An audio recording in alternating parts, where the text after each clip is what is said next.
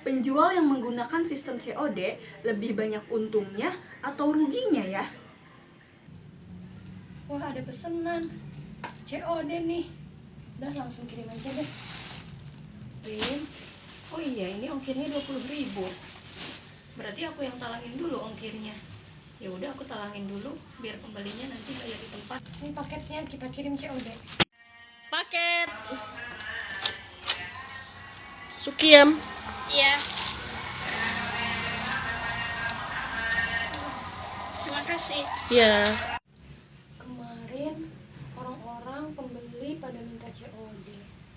Tapi sekarang udah 5 hari uangnya belum cair. Ya, uangnya ngendep deh, nggak langsung aku terima. Begitu ya COD.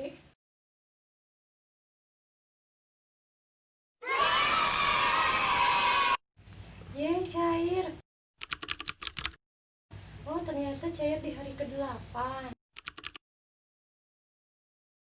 Wah, kemarin aku jual barang harganya 200.000. Kok kurang ya duitnya?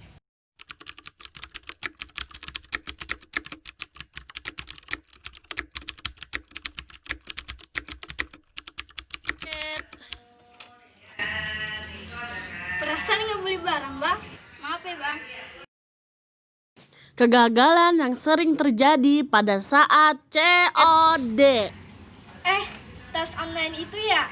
Kirain saya bohongan, hoax. Balikin aja, Bang. Saya nggak jadi.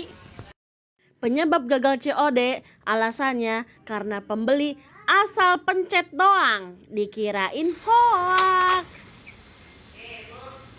Tas online itu ya? Kirain saya bohongan. Kirain saya hoax. Balikin aja, Bang. Saya nggak jadi. Maaf ya, Bang. Penyebab gagal COD kedua karena uangnya kepake. Jaket online itu ya? Tadi saya pengen beli, cuman uangnya saya pakai. Balikin aja, Bang. Saya nggak jadi. Makasih. Penyebab gagalnya COD yang ketiga karena pembeli memberikan alamat palsu. Paket. Gara-gara pembeli minta COD, udah aku kirim, dibalikin lagi nggak diterima. Masuk gudang lagi deh barangnya. Ya, paket yang COD pada dikembaliin. Udah mana ongkir aku tanggung, pergi aku bayar, pulangnya aku juga yang bayar. Rugi deh. Nah, di zaman sekarang marak banget penjual online yang menggunakan sistem COD. COD, cash on delivery, atau bayar di tempat. Nah, aku mau kasih tahu. Jadi ada berbagai kekurangan dan ada juga kelebihan. Nah, kelebihan COD itu ada 3. Yang pertama, mengikuti tren karena banyak banget beredar online shop yang melakukan sistem COD. Jadi kita sebagai penjual itu ikut-ikutan dan mengikuti tren COD. Yang kedua, mengikuti kemauan pembeli. Jadi kita sebagai penjual itu saking banget pengen banget mengikuti kemauan pembeli dan tidak dianggap si penjual ini tidak dianggap tipu-tipu, akhirnya kita mengikuti apa yang mau pembeli gitu. Jadi kita mengikuti COD gitu. Dan yang ketiga ya tidak dianggap tipu-tipu gitu.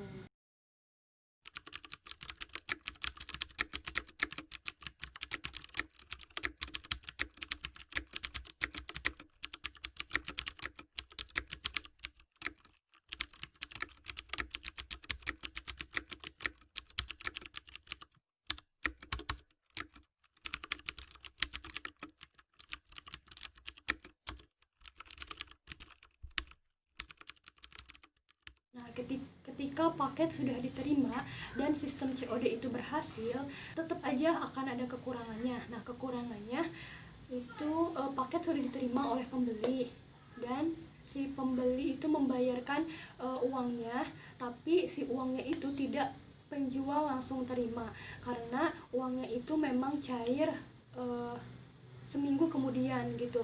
Jadi memang tidak langsung diterima, dalam artian kita sebagai penjual harus punya modal yang besar untuk memberikan talangan gitu untuk COD.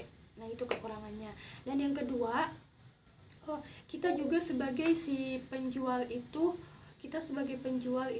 membayarkan biaya administrasi untuk jasa COD. Itu kekurangannya.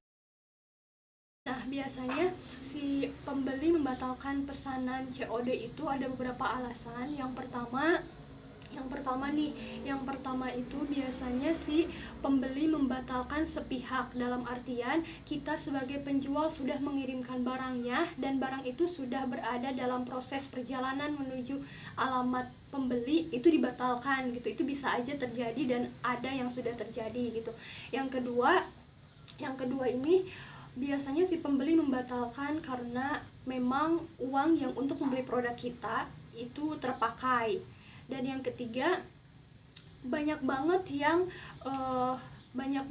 yang pembeli itu yang asal-asal pencet aja gitu. Jadi ini ada sistem COD nih, kita coba, dan ternyata kita sebagai penjual itu memang serius untuk mengirimkan barangnya kepada si pembeli, tapi si pembeli ini tidak serius untuk membayarkan barang kita. Yang ketiga, biasanya si pembeli itu tidak bisa dihubungi atau bahkan mereka memberikan alamat palsu gitu.